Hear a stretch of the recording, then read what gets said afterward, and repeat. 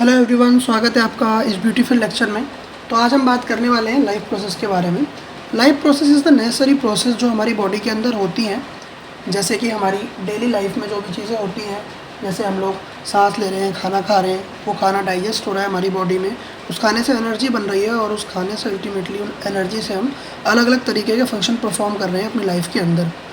उसके बाद उस जो हमने एनर्जी यूज़ कर ली, अब जो खाना हमने यूज़ कर लिया अपनी बॉडी से, उससे वेस्ट मटेरियल बन रहे हैं, वो सारी चीज़ें जो हो रही हैं हमारी लाइफ प्रोसेस के अंदर आती हैं। ठीक है, थोड़ा सा मैं आपको इस लेक्चर में एनसीईआरटी रिलेटेड लेके चीज़ें चलूँगा। ठीक है, क्योंकि एनसीईआरटी ही हमारा बेस है, एनसीईआरटी ही हमारी माता है। तो एनसीईआरटी को हम बेस मानते हुए चलेंगे और यहाँ पे सारी चीज़ें हम कंसेप्चुअली समझेंगे कि असल में ये चीज़ें हैं क्या। ठीक है, तो हर एक चीज़ को हम यहाँ पे खोल के कंसेप्चुअली पढ़ने वाले हैं। और ये पूरा लेक्चर आपका सीबीएसई बोर्ड होने वाला है, तो आपको डरने की कोई ज़रूरत नहीं है। लेक्चर कंप्लीट कीजिए, जो भी कंसेप्ट या जिस पे भी पॉसिबल क्वेश्चन बन सकते हैं वो मैं आपको बताता जाऊंगा लेक्चर के दौरान। और जितना से जितना हो सके आप इस लेक्चर को शेयर कर दें अपने दोस्तों तक। तो चलिए पहले एनसीईआरटी की तरफ चलते हैं। क्या लिखा हुआ है यहाँ पे आपकी एनसीईआरटी है जो ये लाइफ प्रोसेस चैप्टर नंबर 5। देखिए यहाँ पर लिखा हुआ है, अगर हम शुरुआत से चीज़ें करना स्टार्ट करें तो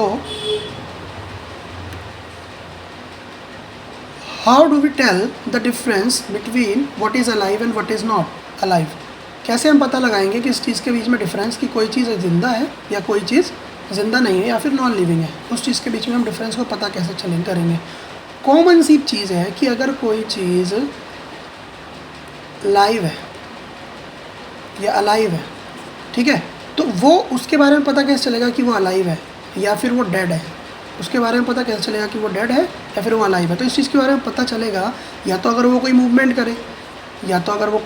करे, ठीक है, या तो वो रेस्पिरेशन करे, या तो वो अपना जो खाना है न्यूट्रिशन ले, ठीक है, और या तो फिर कोई अपनी न्यूट्रिशन करके अपनी एनर्जी वेस्ट करे या कोई भी चीज़ करे, ठीक है, ग्रोथ करे।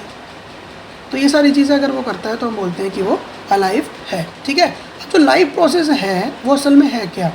तो यहाँ पर क्या लिखा हुआ है, the maintenance function of living organism must go on even when they are not doing anything particular, even when they are just sitting in class.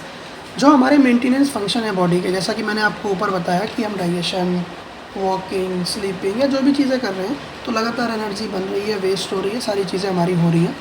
तो ये सारी चीज़ें तब भी होती रहती है हमारी बॉडीज़ में जब हम कोई काम नहीं भी कर रहे हैं, सीधा हम लेक्चर सुन रहे हैं, जैसे आप मेरी वीडियो सुन रहे हो अभी, तो अभी भी ये प्रोसेसेस आपकी बॉडी में कंटिन्यू चल रही हैं। ठीक है, the process which together perform the maintenance of job are called life process.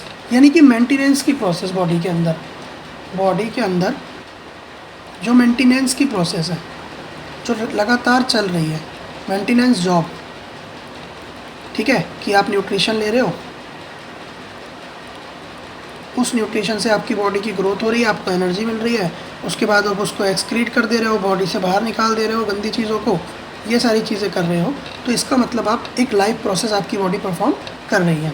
अब होता क्या है, since these maintenance processes are need to prevent the damage and break down, energy is needed for them. ये जो सारी processes होती हैं हमारी मेंटेनेंस की, इनमें एनर्जी चाहिए होती है। क्या चाहिए होती है? एनर्जी चाहिए होती है for the maintenance and break down. थोड़ा सा मैं यहाँ पे रोकूंगा लेक्चर को। मैं आपको बता दूँ कि मैं एनसीईआरटी को बेस मान के चल रहा हूँ, इसे लाइन टू लाइन में सोच रहा हूँ कि चीज़ों को समझा दूँ आपको। ठीक है, तो ये चीज़ें मैं लेके चल रहा हूँ, बट आफ्टर द क्लास आपको नोट्स मिलेंगे इसके, और सारी चीज़ें आप उस नोट से पढ़ सकते हो। एक बढ़िया से आपको मैं PDF प्रोवाइड करवा दूँगा इस वीडियो के डिस्क्रिप्शन बॉक्स में, उससे आप अच्छे से चैप्टर को रिवाइज़ कर सकते हो बोर्ड्स के एग्ज़ाम के लिए, और सारी चीज़ें आप उसमें से समझ सकते हो। अभी हम लोग कंसेप्चुअली बस आप सुनो मेरी बातों को एक करके। ठीक है, तो हमारी बॉडी में क्या होती है, एक प्रोसेस होती है जिसकी वजह से हमारी बॉडी सारी चीज़ें परफॉर्म करती हैं। अभी जो सारी चीज़ें परफॉर्म हो रही है ना, ये जो सारी चीज़ें परफॉर्म हो रही हैं हमारी बॉडी के अंदर, यही हमारी बॉडी को अलाइव रखती हैं, या फिर मैं बोलूँ तो ज़िंदा रखती हैं। इन्हीं प्रोसेस की वजह से कोई आदमी अलाइव होता है, ज़िंदा होता है। ठीक है, बट ये हम देखते हैं मल्टी सेलुलर ऑर्गेनिज्म के अंदर। जो हमारे मल्टी सेलुलर ऑर्गेनिज्म है जिनके पास एक से ज़्यादा सेल है। बट जो हमारे यूनिसेलुलर ऑर्गेनिज्म होते हैं ना, उनके अंदर भी ये सारी प्रोसेसेस कॉन्टीन्यूस चलती रहती हैं। जैसे बैक्टीरिया हो गया, उसके बाद हमारा एमीबा हो गया, ये हमारे यूनिसेलुलर ऑर्गेनिज्म है। इनके अंदर भी कॉन्टीन्यूसली जो हमारी लाइफ प्रोसेस है वो हमारी कॉन्टीन्यूसली चलती रहती है और उनको भी अलाइव रखती है, क्योंकि ये सब जो ऑर्गेनिज्म है ये अलाइव है ना भाई। बैक्टीरिया हो गया, वायरस हो गया, एमीबा हो गया, ये सब क्या है, हमारे अलाइव है। तो ये सारी प्रोसेस इनके अंदर भी कॉन्टीन्यूसली चलती रहती हैं, ठीक है। तो एक प्रोसेस होती है हमारी, इसको हम बोलते हैं डिफ्यूज़न। अब ये डिफ्यूज़न क्या है, इसको आपने 9th क्लास में पढ़ा होगा कि डिफ्यूज़न क्या होता है। डिफ्यूज़न एक सिंपली एक ऐसी प्रोसेस होती है कि किसी भी चीज़ की मूवमेंट हाई कॉन्सेंट्रेशन से लेके लो कॉन्सेंट्रेशन की तरफ अगर कोई चीज़ मूव कर रही है तो उसको हम बोलते हैं कि वहाँ पर डिफ्यूज़न हो रही है, वहाँ पे मूवमेंट हो रही है। अब ये जो चीज़ है मूवमेंट करने वाली, ये कुछ भी हो सकती है। जैसे ये एयर हो सकती है, ये वाटर हो सकती है, ये कोई गैस हो सकती है specific, oxygen, carbon dioxide, N2, है ना, समथिंग लाइक दैट। तो ये सारी चीज़ें ये हो सकती हैं, ठीक है। तो मूवमेंट होता है, डिफ्यूज़न का मतलब होता है मूवमेंट, एक हाई कंसंट्रेशन से एक लो कंसंट्रेशन की तरफ मूव करना, इसको हम बोलते हैं डिफ्यूज़न। अभी जो डिफ्यूज़न की प्रोसेस है, मैं क्यों बता रहा हूँ डिफ्यूज़न के बारे में। डिफ्यूज़न के बारे में मैं इसलिए बता रहा हूँ क्योंकि देखो, जो मल्टी सेलुलर ऑर्गेनिज्म है ना भाई, मल्टी सेलुलर ऑर्गेनिज्म के अंदर तो क्या होता है कि चीज़ें हो जाती हैं, इसके अंदर चीज़ें हो जाती हैं। जैसे आप अपने आप को ही देख लो ना, आपके पास एक स्पेसिफिक ऑर्गन है हर एक चीज़ के लिए। आपके पास एक स्पेसिफिक ऑर्गन है कि नहीं है हर एक चीज़ के लिए। आपके पास अगर आपको रेस्पिरेशन करना है तो आपके पास लंग्स हैं। उसके बाद अगर आपको डाइजेशन करना है तो आपके पास स्टमक है, ठीक है। उसके बाद आपके पास इंटेस्टाइन है, ठीक है। तो ये सारी चीज़ें हैं आपके पास। बट जो हमारे स्मॉलर ऑर्गेनिज्म होते हैं, कैसे होते हैं, स्मॉलर ऑर्गेनिज्म होते हैं जो हमारे स्मॉलर ऑर्गेनिजम्स क्या करते हैं, स्मॉलर ऑर्गेनिज्म के पास ऐसी कुछ चीज़ें नहीं होती हैं। स्मॉलर ऑर्गेनिजम्स क्या करते हैं, उनके पास, हम यहाँ पर लिख भी सकते हैं कि smaller organism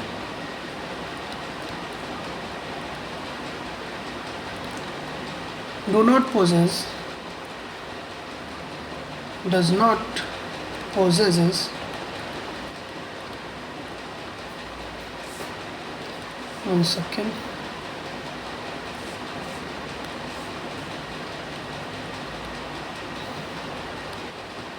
does not possess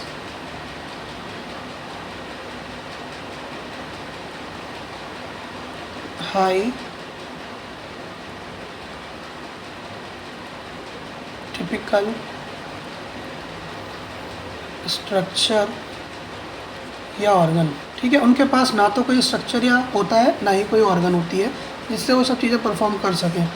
तो इसलिए क्या होता है, उनके अंदर एक प्रोसेस होती है जिसको हम बोलते हैं डिफ्यूज़न। अब डिफ्यूज़न जो होता है उससे, क्योंकि ये हमारे स्मॉलर ऑर्गेनिज्म है, तो इन स्मॉलर ऑर्गेनिजम्स को एक जगह से दूसरी जगह अपनी चीज़ें पहुंचानी है। जैसे अगर ऑक्सीजन है तो पहुंचाना है इनको एक जगह से दूसरी जगह बॉडी में, कार्बन डाइऑक्साइड है तो उसको बाहर निकालना है, ऐसे ही जो वेस्ट है उसको भी बाहर निकालना है, ठीक है। तो ये सब चीज़ें जब इनको करनी है तो इसके लिए इनके पास ना तो कोई वेसल्स हैं भाई, इसके पास कोई नसें वगैरह थोड़ी होती हैं, तो छोटा सा एक जीव होता है, ठीक है। तो जब वो सारी चीज़ें इनके पास नहीं है तो इनके काम आता है डिफ्यूज़न। डिफ्यूज़न के अंदर क्या होता है कि जो स्मॉलर ऑर्गेनिज्म होते हैं उनके अंदर एक जगह से दूसरी जगह, from one place to another place, क्या होता है, जो हमारी चीज़ है वो ट्रांसपोर्ट होती है बाय डिफ्यूज़न, ठीक है। तो डिफ्यूज़न में क्या होता है कि लेट सपोज यहाँ पर एक सेल है या दूसरा सेल है, ये सब आपस में इंटरकनेक्टेड है एक दूसरे से, ठीक है। और इस सेल में मान लो कि हमारी एक फ़िलहाल के लिए ऑक्सीजन गैस आई, इस सेल में पूरी भर गई, ठीक है। अब जब इस सेल में पूरी ऑक्सीजन गैस हमारी भर गई, ठीक है, तो मैंने बोला ना कि यहाँ पर जब हाई कॉन्सेंट्रेशन हो जाएगी और यहाँ पर लो कॉन्सेंट्रेशन हो जाएगी, तो ये हाई से लो की तरफ भागेगा कि नहीं भागेगा भाई, भागेगा कि नहीं भागेगा। तो यहाँ पर जब हाई कॉन्सेंट्रेशन हो गई तो क्या होगा कि ये हाई हो गई यहाँ पे, अब हाई से लो की तरफ भागेगा, तो यहाँ से थोड़ी थोड़ी कम हो जाती है, ज़्यादा ही कम हो गई, तो यहाँ से थोड़ी कंसंट्रेशन कम हो जाती है, फिर ये आगे पहुँच जाता है, फिर यहाँ हाई हो जाती है, फिर यहाँ ज़्यादा हो जाती है, तो फिर ये यहाँ पहुँच जाता है। ऐसे करके जो हमारी ये प्रोसेस है गोज़ ऑन रहती है। और दूसरी बात कि ये बहुत ही स्मॉलर ऑर्गेनिज्म है, तो स्मॉलर ऑर्गेनिज्म है तो बॉडी इनकी बहुत छोटी होती है भाई, बहुत ही छोटी बॉडी होती है।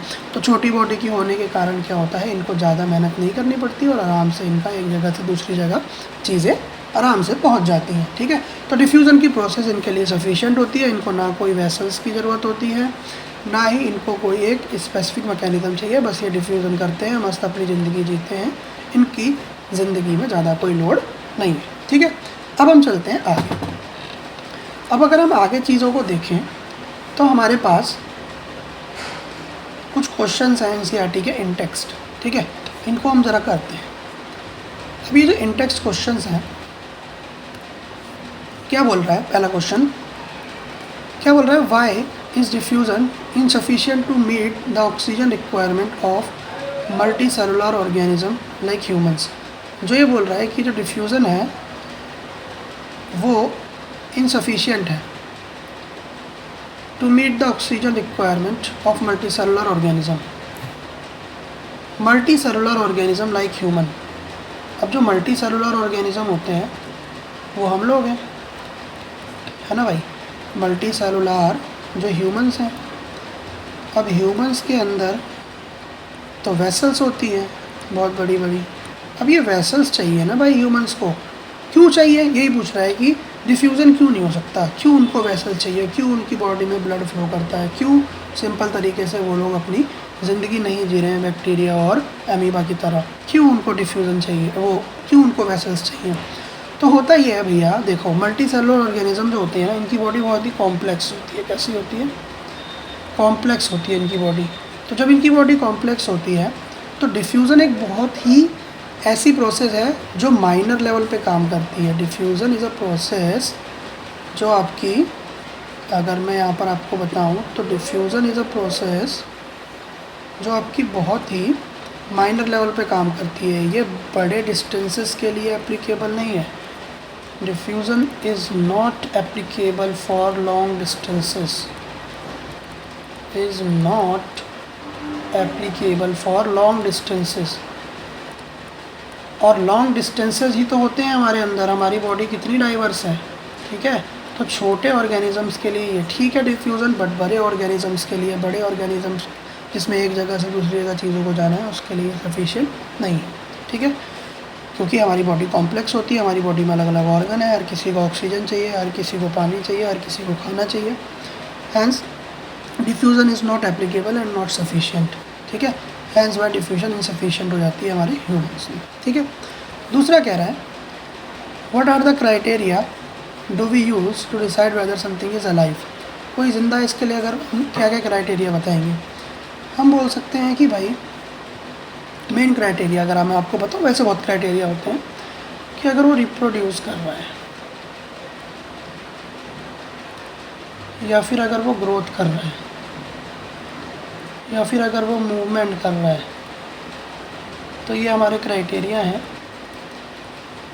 कि इससे बता सकते हैं हम लोग कि वो अलाइव है, ठीक है। बट ये भी पता है सूटेबल क्राइटेरिया नहीं है, ये भी सूटेबल क्राइटेरिया नहीं है। क्यों? क्योंकि आप इस चीज़ के बारे में पढ़ोगे, आप जब 11वीं क्लास में साइंस लोगे तब आप इस चीज़ के बारे में पढ़ोगे कि ये भी जो है हमारे सूटेबल क्राइटेरिया नहीं है ये बताने के लिए कि कोई चीज़ अलाइव है कि नहीं। बट जनरली हम बोल देते हैं कि अगर कोई रिप्रोड्यूस कर रहा है, ग्रोथ दिखा रहा है, मूवमेंट कर रहा है, तो वो अलाइव है, ठीक है। तो सेकंड क्वेश्चन का आंसर हो गया। तीसरा बोल रहा है, what are the outside raw material use by an organism. Outside raw materials क्या यूज़ करता है एक ऑर्गेनिज्म। तो जरा अगले पेज पे आ जाते हैं। बोल रहा है आउटसाइड रॉ मटेरियल क्या यूज़ करता है। तो आउटसाइड रॉ मटेरियल क्या होते हैं भाई? ऐसे मटेरियल जिससे हमारी बॉडी में कुछ चीज़ें बन रही है, जैसे ऑक्सीजन हो गया, ठीक है, इससे हमारी बॉडी में डेवलपमेंट हो रही है। उसके बाद सनलाइट बहुत नेसेसरी है। अगर सनलाइट नहीं होगी तो प्लांट्स नहीं होंगे, क्योंकि सनलाइट है तो प्लांट्स हैं, प्लांट्स हैं तो हम लोग हैं, ह्यूमंस हैं, ह्यूमंस, या फिर हम बोल सकते हैं ग्रास ईटिंग एनिमल हैं, या फिर हम बोल सकते हैं कि हर्बीवोर जिंदा हैं। ये चीज़ें हैं, ठीक है। अब बोल रहा है, ठीक है, तो ये इसका हो गया कि आउटसाइड रॉ मटेरियल ये सब है, sunlight, oxygen and water. Water is the most important thing for the life, ठीक है, ये सारी चीज़ें, ठीक है। तो ये इंपॉर्टेंट आउटसाइड रॉ मटेरियल हैं जो हमारे ज़रूरी हैं प्रोसेसेस के लिए। अब कह रहा है, what processes would you consider essential for maintaining life? Life को मेंटेन करने के लिए कौन कौन सी प्रोसेसेस ज़रूरी होती हैं?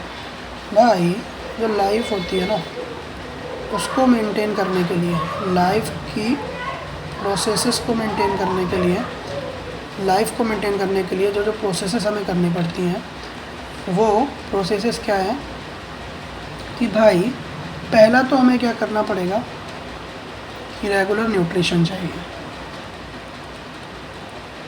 ठीक है, तभी तो आदमी ज़िंदा रहेगा, न्यूट्रिशन नहीं मिलेगा। उसके बाद है proper functioning of all, proper functioning of all organs.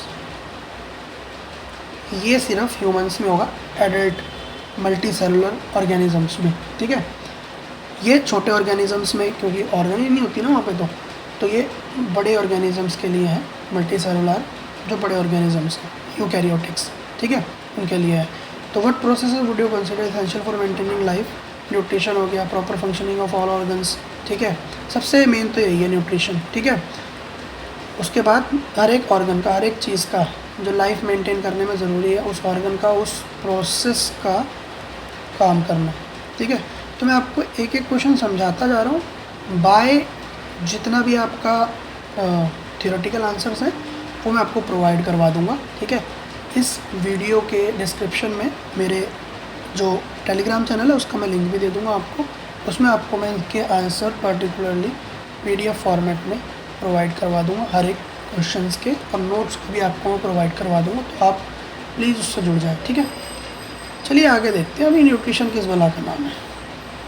आइए जी, देखिए न्यूट्रिशन क्या होता है। न्यूट्रिशन का मतलब होता है कि कोई भी चीज़ जिससे हम लोग अपने आप को हेल्दी रख रहे हैं, अपना फूड है, ठीक है, अपनी लाइफ को मेंटेन कर रहे हैं, तो वो हमारा क्या है, न्यूट्रिशन है। जैसे मैंने आपके लिए बहुत प्यारी प्यारी स्लाइड्स बनाई हैं यहाँ पे, ठीक है। तो ये सारी चीज़ें न्यूट्रिशन है, ठीक है। तो जो न्यूट्रिएंट्स हमारी बॉडी को चाहिए, हमारी बॉडी को हेल्दी रहने के लिए जो न्यूट्रिएंट्स चाहिए, वो हमारा न्यूट्रिशन के अंदर आता है, ठीक है। अब न्यूट्रिशन में अगर हम और देखें तो इसमें अलग अलग टाइप के न्यूट्रिशन होते हैं। जैसे दो तरीके के न्यूट्रिशन हमारे होते हैं, एक होता है ऑटोट्रॉपिक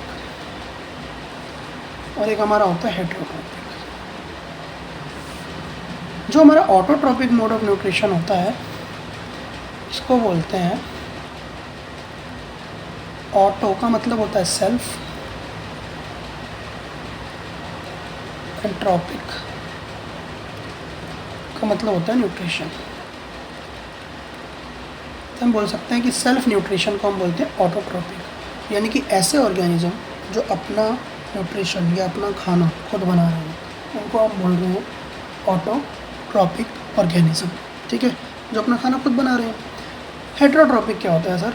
हेटेरोट्रॉपिक का मतलब होता है ऐसे ऑर्गेनिज्म जो दूसरों पर डिपेंड है। अगर मैं हेटेरो का मतलब बताऊं तो इसका मतलब होता है अदर, जो दूसरों से न्यूट्रिशन ले रहे हैं या दूसरों पे डिपेंड है न्यूट्रिशन के लिए, ठीक है, वो होते हैं हमारे हेटेरोट्रॉपिक, ठीक है। अब हेटेरोट्रॉपिक में भी 3 टाइप है, सेप्रोफाइटिक, पैरासाइटिक, होलोजाइक, ठीक है। सेप्रोफाइटिक क्या होता है? क्योंकि भाई हेटेरोट्रॉपिक में तो हमें दूसरों से न्यूट्रिशन लेना है, तो सेप्रोफाइटिक क्या होता है? सेप्रोफाइटिक होता है डेड एंड डिकेइंग चीज़ों से न्यूट्रिशन लेना, जो सड़ी गली चीज़ें हैं, सड़ी हुई चीज़ों से, सड़ी गली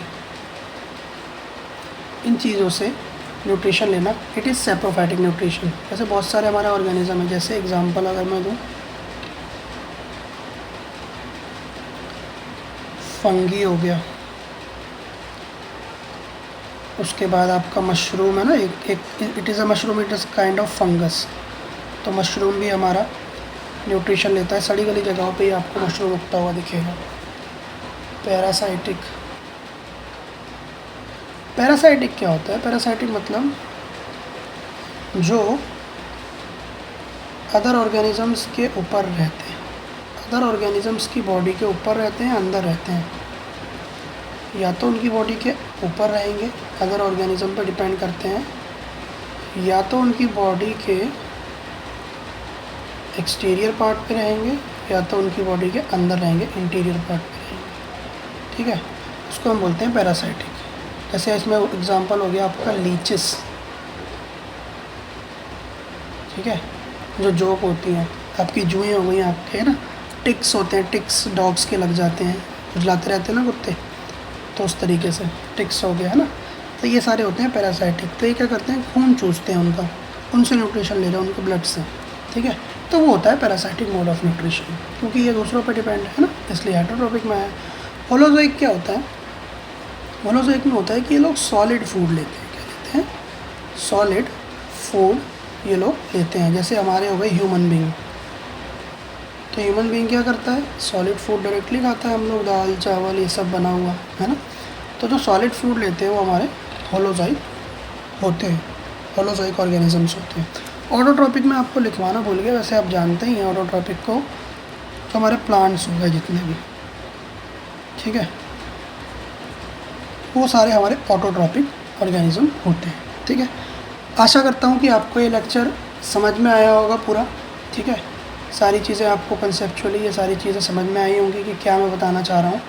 तो thanks for watching the class. आज के लिए हम इतना ही रखते हैं, बाकी का जो कंसेप्ट है हम नेक्स्ट लेक्चर में आपको कंप्लीट करवाएंगे। तो thank you very much. Video को लाइक कर दें, सब्सक्राइब कर दें चैनल को, और शेयर कर दें अपने दोस्तों तक ये video. Thank you very much everyone.